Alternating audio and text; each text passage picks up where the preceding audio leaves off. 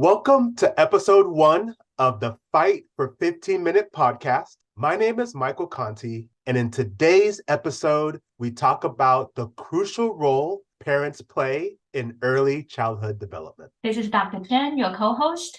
Thanks for joining us. A lot of parents have asked us the question about why parents. When we founded the parent empowerment coaching, Michael, I don't know whether you remember, one of the questions is like, why parents? Why not teachers or professionals, BCBAs?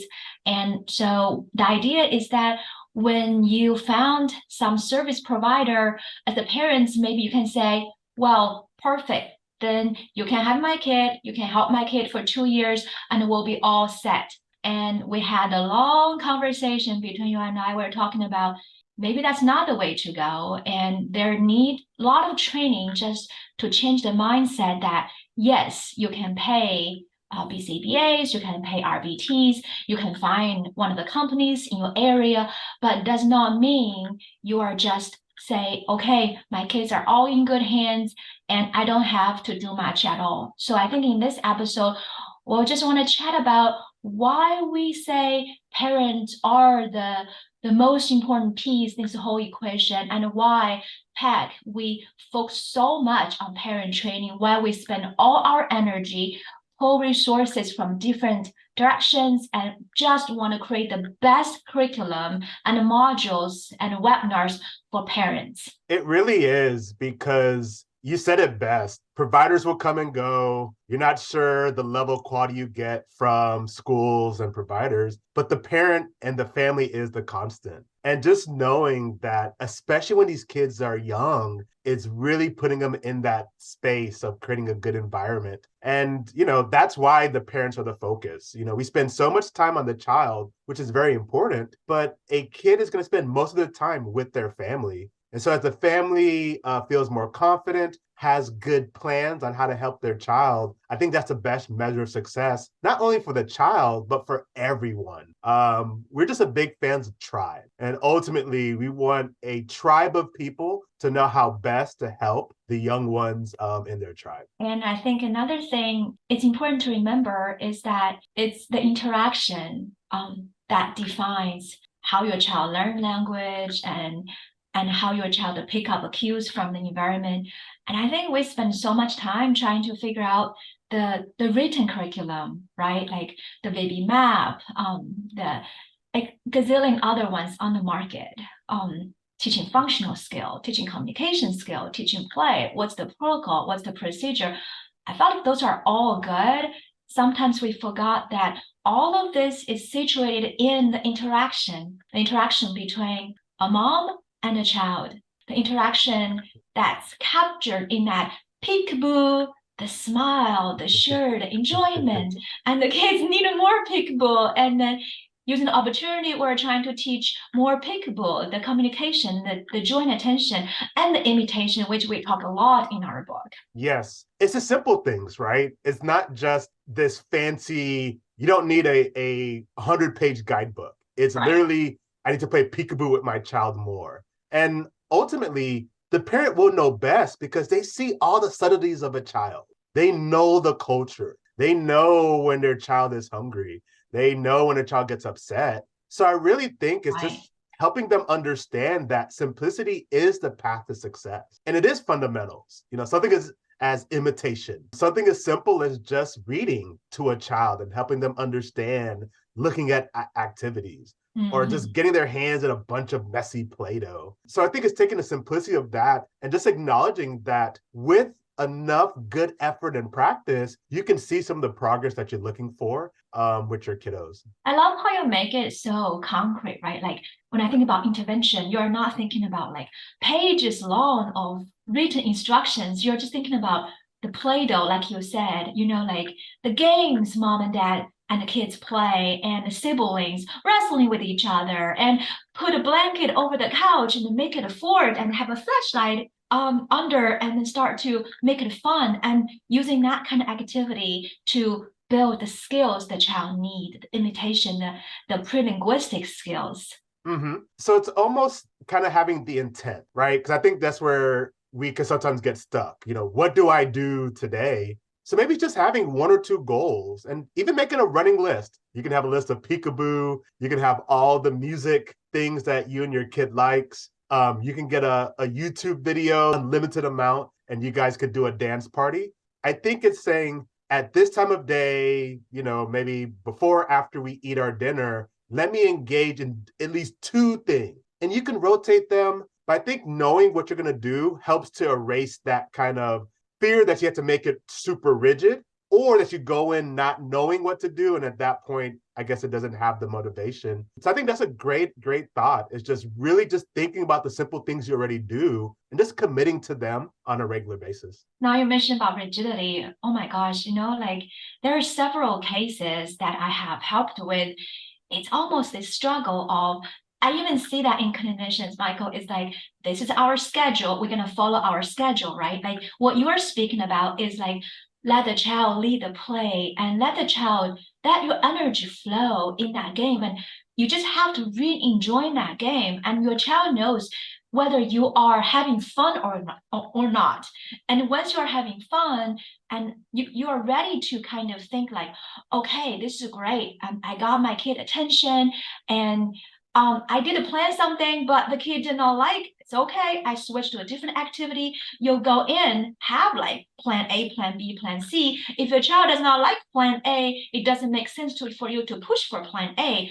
Swing to a different game, like build a train right now if the Play-Doh is not something your child likes to do. I love that balance. And that is the hard part for the parent. You need to have structure, right? You need to have some ideas of what's beneficial for the child. But what you talked about is just the motivation. Mm-hmm. If the child really doesn't want to work on the train tracks right now, but is really fascinated with the Play-Doh, I think having that flexibility to go where the child's energy is, and that way you can match it from that standpoint. So I kind of like that flexibility that you bring the guide rails, but you don't make it too rigid. You allow the child's energy to flow first. And then if they're, maybe not as motivated, now you have some one or two things in your back pocket to try to introduce. And this makes really a good process. You come with curiosity, you have one or two things on your plate to try. And then the third thing is just a simple 1 to 2 minute reflection on how it went.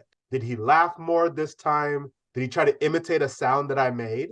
I think that makes a good loop of teaching. And I think as a parent or any caregiver, that's what we're trying to establish, that there is no perfection in teaching. It's just being able to have a short thesis about what you're trying, see the reaction, and then see what you learn from that.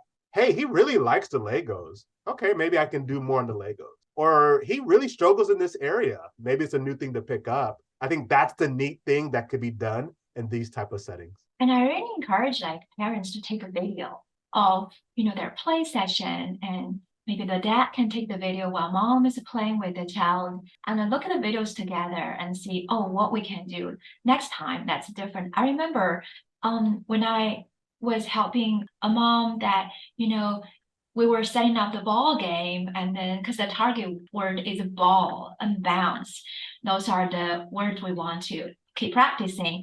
And then the kiddo was trying to run outside because there is a swing out there. And then we're like, okay, here is the moment we're going to practice that flexibility. Yes, we have our idea of ball and a target word is ball, but we don't really have to like play the ball inside for 5 minutes and then say, okay, first playing ball, and then you go outside and we can take the ball with us outside, and we can still target the words that we have on mind, like what are the things we need to teach embedded in this activity. Some of it I understand, because when you are so stressed, and as a parent, a lot of parents doubt themselves. I know like for a long time, people think that the autism, the thing is the fault of the parents. And thank goodness we come a long way and we understand this has nothing to do with the parenting. But I think it's just seeing your child is different from other kiddos. Their stress just built inside of you, and the importance of flexibility, the importance of motivation, but at that moment, you just kind of froze for some reason.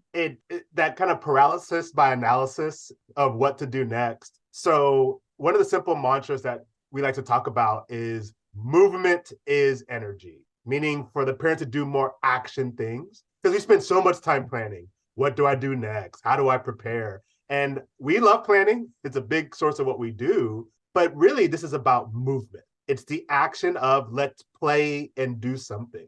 It's the action of let's go outside. Let's be silly for 5 minutes and maybe make some silly faces. And so I think that puts more or reduces the pressure that this has to be this perfect thing. It's let me do something and let me evaluate.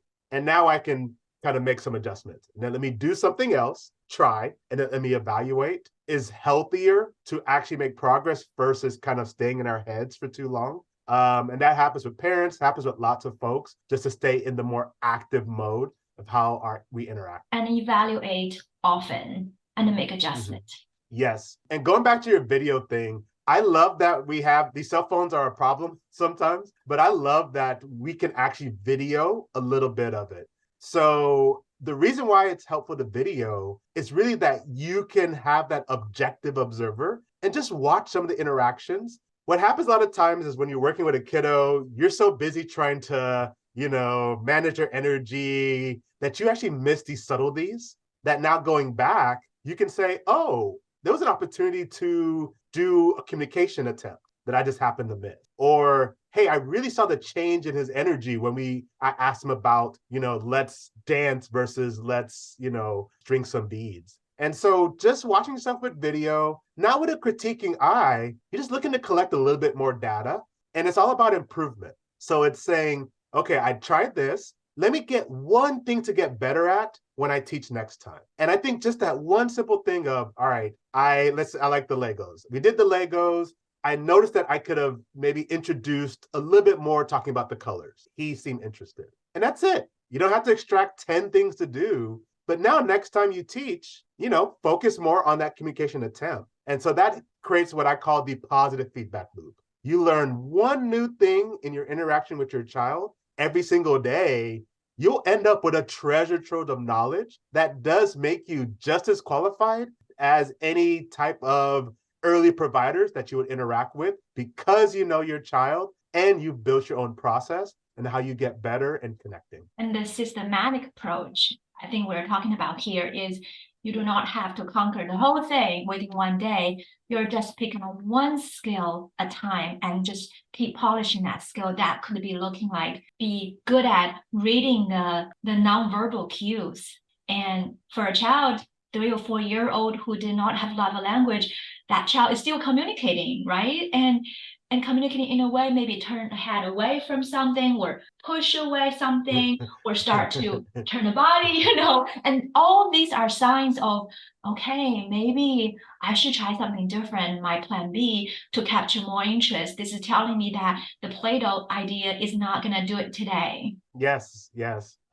So I guess as we brainstorm, what are some of the things, especially for young learners, talking about 18 months to about 4 years of age, what are some of the things that parents that they can interact or try to experiment with? The one that comes to my mind is idea of peekaboo, right? Like for very young kid, very little kid, and even a song like Baby Shark do do do do do, and then you make that routine and you wait, say whether the child will pick up, say Baby Shark do do do do, and then pause and see what your child does to want you to sing more, and then start to think about, okay, can I start to shape some of the behavior into functional communication?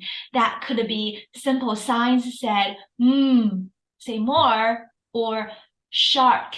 And even you have a picture of a shark, and then you have a child hand you the picture of a shark, and you continue saying, baby shark, do, do, do, do. And I think for me, it all comes down to functional communication. We have seen a lot of children, very young children, they will say things that maybe from a movie or from a song, but none of it is functional. None of it is like communicate something in very intentionally. So if you have found some activity when your kid was young, like the song or a social interaction game, and pause. And I think that's the thing, right? Like we are just like talking and I like talking. And when you interact with your kid, it's a dance. Sometimes you lead, sometimes your kiddo lead. And if you don't pause, you don't have opportunity to observe what your child wants. If you don't pause, you don't know like what your kid is able to do. I have a really good example. So I was working with this kid a couple of years ago. Was about 3 years old and love Frozen song. And we just, sing and dance, and then the parents will sing the whole song, and then we will all have fun. And then when you are singing the whole song, like let it go, your child did not have opportunity to fill in any words. So one day the parents said, I'm just gonna only say let it. I'm gonna pause and just wait. The waiting part is the important part. See what the child will do. Guess what? When the parents said let it, and then the kiddo said go, and that's the first word the child has spoken. Oh, that is awesome. That's the power of the pause The and power of allowing the the child to fill pause. in the gap a little bit. Yes, I like the power of the pause. I was thinking like if I were a parent, I probably just gonna print that out and put in front of on the fridge something it's visual so everyone can see it. Like you gotta pause during your play so that your kiddo have opportunity to respond to the game you have set it up. Yes. So you get them excited, you create the environment, and now it makes it easy for when you do that pause that the child is eager to keep the activity going. So I think that's a great tip for the parents to help. So do you want to talk a little bit about our book and what we do for helping out parents? Yes. Our book is called No More Waitlist. We wrote this book was because like both of us has such a strong feeling that we're so sick of putting parents on the wait list, period. And, we know that autism can be diagnosed by age 2 reliably. And a lot of research has shown that for the first year, we can see a lot of signs like joint tension. If you point at something, will your child turn his or her head, look at something you're pointing, and then does your child imitate? So there are red flags we can spot during the first year, but the most recent data is saying that parents don't get diagnosis until 48 months. And just on top of that, you have a wait list, for OT and speech, and a wait list for BCBA. So we wrote this book is because we want to end the wait list phenomenon. This is not okay. Our kids don't have time to waste. Our parents don't have time to waste, period. That's really the goal that's why we wrote this book. And we want have something parents can do, like we talk about in our this podcast, right? The Play-Doh, the activities, the power of pause. And all these are not rocket science. All this we laid out in the book, and hoping that parents could pick up the book, set up the environment, we'll coach you through that, and start their journey and no more waitlist, and start take actions at the right moment. No, that is well said. So as we bring this episode to a close, we want to leave you with a final thought.